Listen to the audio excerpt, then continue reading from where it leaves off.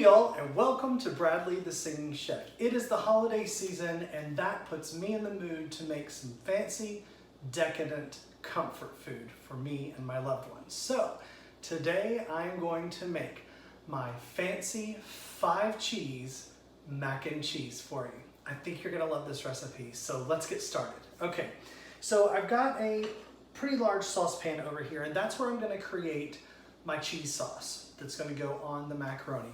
Over on the stove across the kitchen, I have a pound of elbow macaroni noodles boiling for just about 7 minutes or so to get to al dente, and then I'll strain those and that'll come back in the mix in a little bit. But first, let's get going on our cheese sauce. So I've got a half a stick of butter, or 4 tablespoons of butter, that I'm going to put into this saucepan and get that nice and melted down. We're going to create in this saucepan a roux, so that will thicken. It's basically a bechamel sauce that we're using, and then we're just adding lots and lots of cheese into the party for this mac and cheese. We always had mac and cheese on the table in my family for the holidays. Usually my aunt made it on my mom's side of the family, and her recipe is amazing, but I'm not gonna share her secrets, so we're just gonna get my version of a fancy mac and cheese that I love to serve. It's only fancy, it's not fancy because of the way that you have to cook it, it's just fancy because it has a bunch of cheese in it that are different kinds of cheese. And it's also going to have a panko breadcrumb topping over it that gives you a little bit of crunch against the creamy mac and cheese. It is good texture sensation for this mac and cheese. Okay, so my butter is all nice and melted. So to that, I'm going to add 3 tablespoons of all-purpose flour and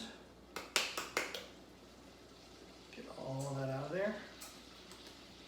There we go. And 2 tablespoons of ground dry mustard into the pot. And then I'm gonna stir that around to get it mixed in to that butter. And you wanna try to get rid of all the lumps in this roux. You want it to be a pretty smooth consistency. And it doesn't take very long, but you wanna make sure that you cook out that raw flour. You don't want the taste of raw flour in your sauce. And it does not take long, as I said. I've got my burner on about medium heat. I cranked it up to high just to melt the butter quickly, but medium is about where you want it when you're making this sauce. All right, that roux is looking pretty good. I don't know if you can see it from there. It's pretty smooth, no lumps, all that good stuff. To this roux, we are going to add, I have in this 4-cup measurer, I have 3 cups of almond milk, because that's what milk I have on hand. You could use regular milk, and 1 cup of heavy cream. That's going to go directly in with that roux. And to that, I have about 1/2 of a small yellow onion, pretty finely diced. I wanted a pretty small dice on these. That also goes in, because you know me with my onion and my garlic, I like to add that flavor every chance I get.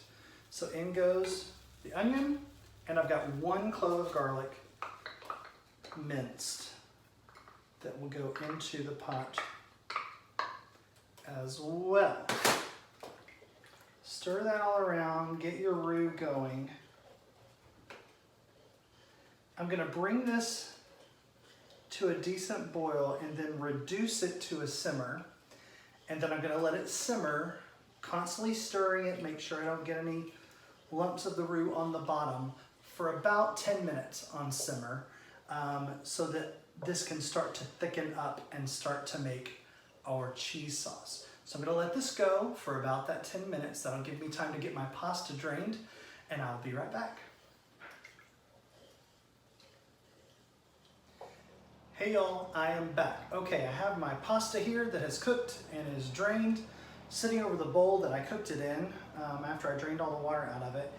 As you are working on your sauce over that 10 minutes and continually trying to stir it to make sure that nothing sticks to the bottom of your saucepan, you'll feel the sauce start to thicken and give resistance against the spoon that you're using. So you'll know when it's getting there, but about the 10-minute mark is kind of where I am right now. And it's already starting to thicken enough that it's coating the back of my spoon, which is a good place to be. Okay, I'm gonna add a little bit of seasoning to this sauce. I have some fresh nutmeg. You could use regular grated, and you're probably only gonna use like about 1/8 of a teaspoon. But I'm just gonna grate a little bit of fresh nutmeg into the mix. A lovely holiday flavor. And the nuttiness of that nutmeg is gonna pair so great with some of the cheeses that we are using. So I'm gonna stir that nutmeg into the mix. Get that incorporated. I'm also gonna take a pinch of salt, pretty good pinch, and a pinch of black pepper, and put that in to the bowl. Stir that in there. All right, the next thing that we need to help make this sort of a thick consistency for our mac and cheese is an egg. But the last thing you want in this sauce is a scrambled egg.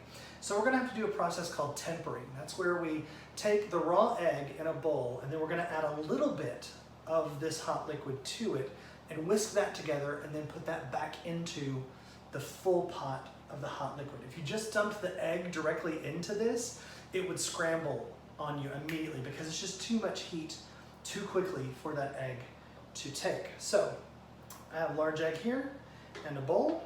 I'm gonna crack my egg there, toss the shell into my garbage bowl down below. There it is.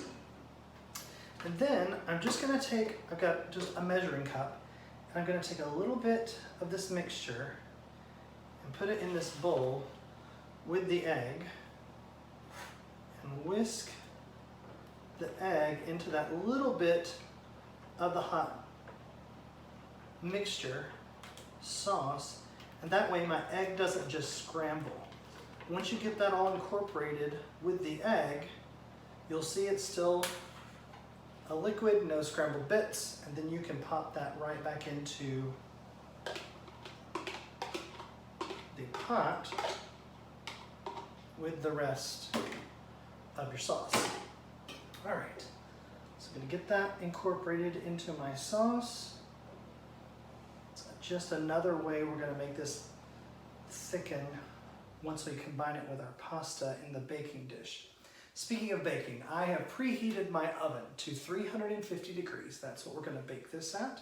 So you may wanna take care of that as well in that 10-minute gap while you were simmering away. That's what I did anyway. Okay, let's get to the good stuff. Let's talk cheese.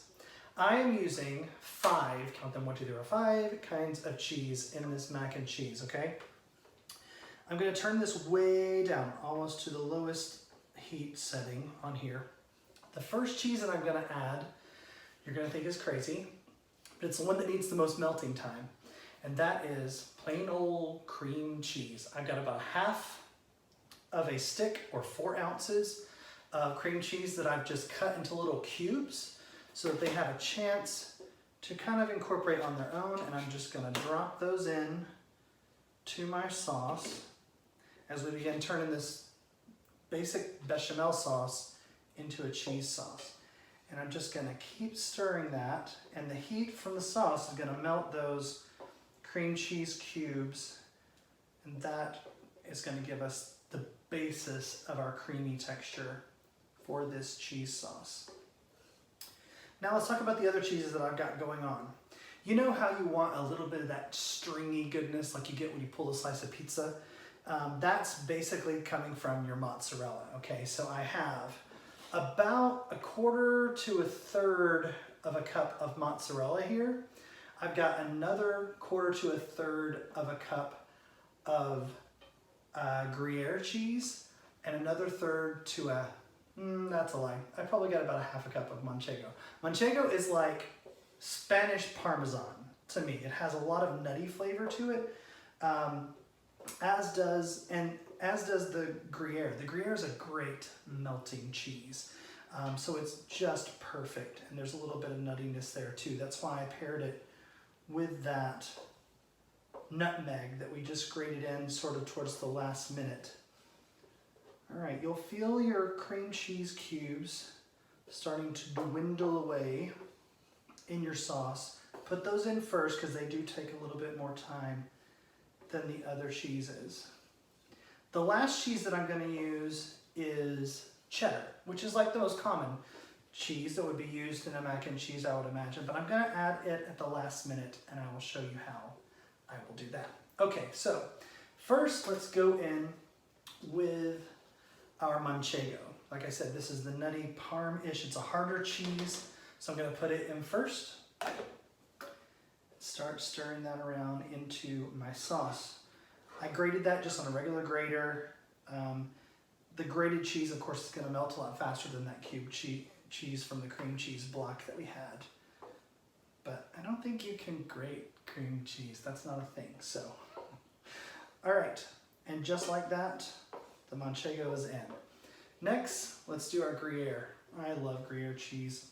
I could eat a block of it just by itself. Oh my gosh. This cheese sauce looks so good. It's still kind of a, white cheese sauce at this point because all the cheeses are white that we put in so far. The cheddar's going to change that a little bit at the last minute. Get that one incorporated, and last, our mozzarella for that stringy, cheesy goodness that everyone wants. I had a finely grated bag of mozz, so that's what I used for this sauce, which is getting thicker and thicker with every cheese I add. Oh my goodness. I could just eat this with a spoon. It's probably not good for me, but it's the holidays, right? Indulge. All right. Get that all incorporated. There's quite a bit of salt content in the cheeses. That's why I only put just 1 pinch of the salt earlier into this big batch of sauce, because you're gonna get some salty from all those cheeses, so you're gonna wanna taste towards the end of this process. Okay, so cheddar cheese is the last cheese. I've got, again, about 1/3 cup of cheddar, okay? I'm only gonna put maybe half of that into the sauce, because I'm gonna save the other half to put on top of the mac and cheese before I put the breading topping. That's just how I like to layer it.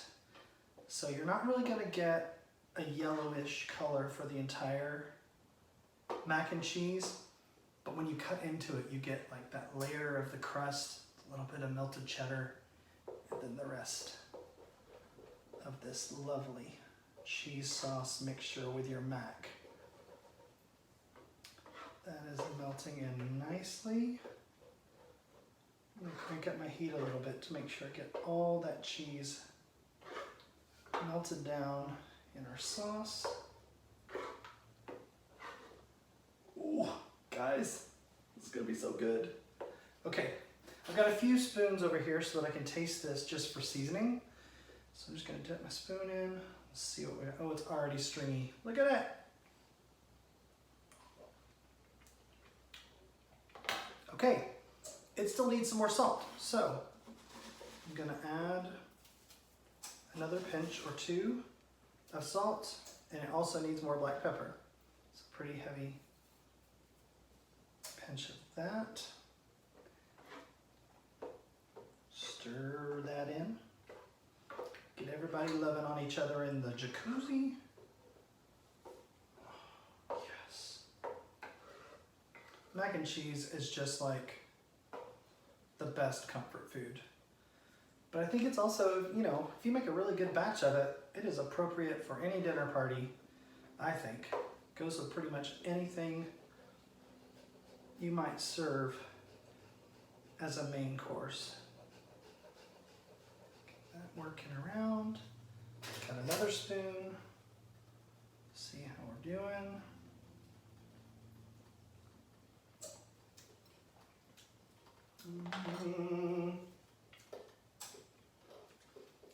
Maybe a little bit more. Pinch of salt. 2 pinches, good pinches of black pepper. I like to have black pepper running throughout it. Oh yeah. One more good stir. Get everything in there. See if those seasonings help. Last tasting spoon. This should be it. I have a feeling.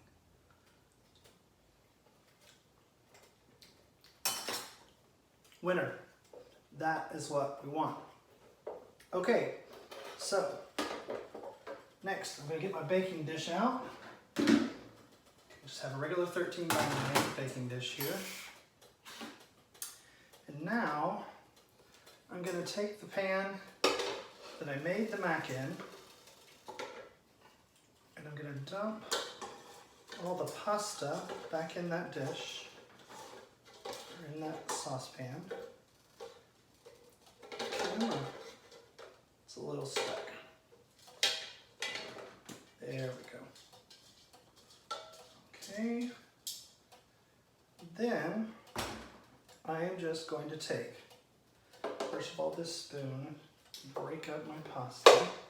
It kind of formed to the strainer a little bit. Then I'm just going to pour every bit of this sauce back in with this pasta. Yes.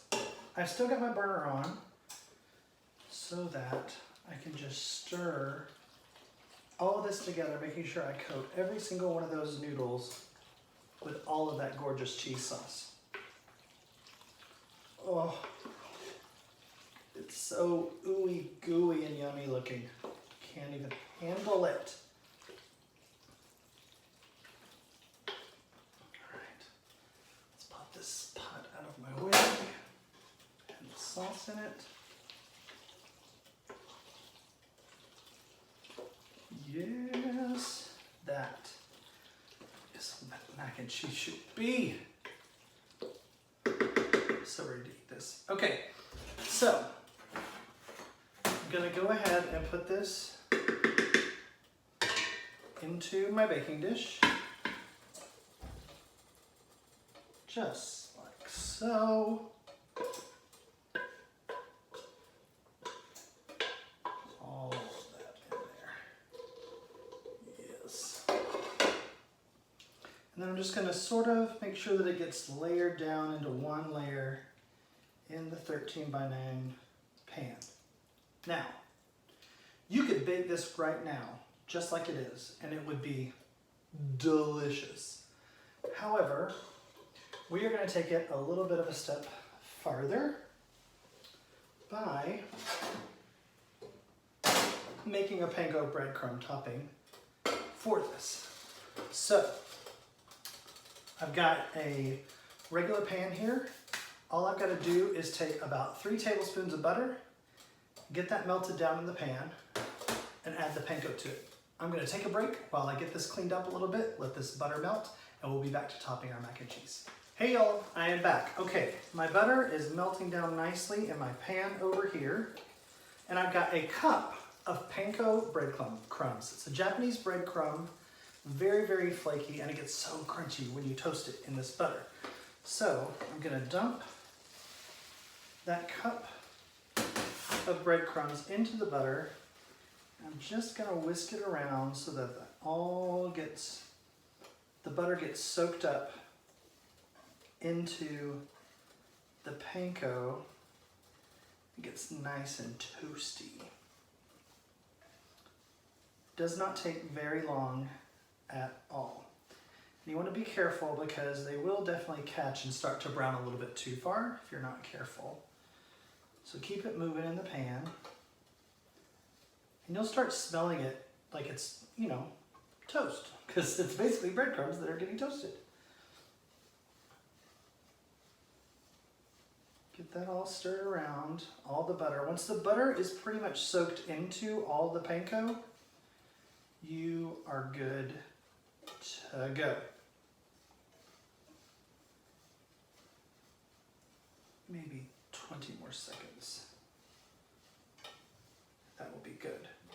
All right, so remember that last little bit of cheddar cheese that we saved? That, my friends, is going to go directly on the top of the mac and cheese in the baking dish before I pour all of these breadcrumbs over. Just to give us that extra little layer of possibility for some crusty cheese on top of the mac and cheese. I mean, some people, that is why they have mac and cheese. They just want that crispy bit. So that is the goal of saving that little extra cheddar to put on the top layer. All right, that is getting nice and golden. So here goes my cheddar. And I'm just going to sprinkle it all over the top of the mac. Get it out to those sides. Some people want the corner piece because they think they get more crust. And then all of these beautiful breadcrumbs that we've been toasting into that butter, go right on top. Just rake out a little bit at a time. I go down the center first to make sure I cover it. Then the outer thirds, with kind of a line.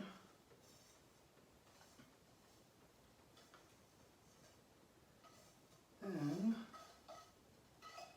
once I've got it sort of evenly distributed, I get all the rest out of the pan, sort of into the middle.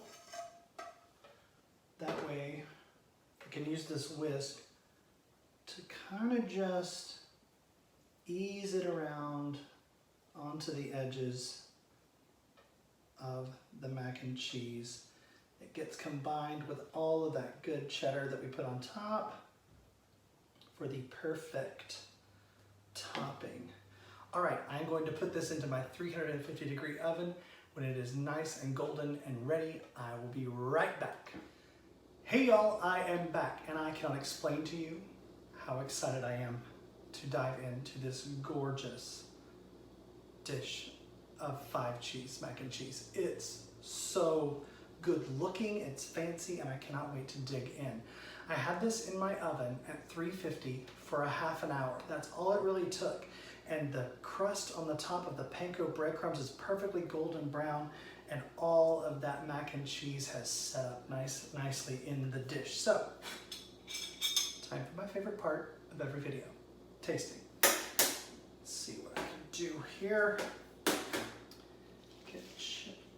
Oh, that sound, yes. Look at that. Oh my gosh. I can't handle how good that looks. Please feast your eyes on that. Oh my gosh, it's perfect. It's exactly how I want mac and cheese. A little crunch on top, creamy, gorgeous, cheesy mixture in the bottom, going in.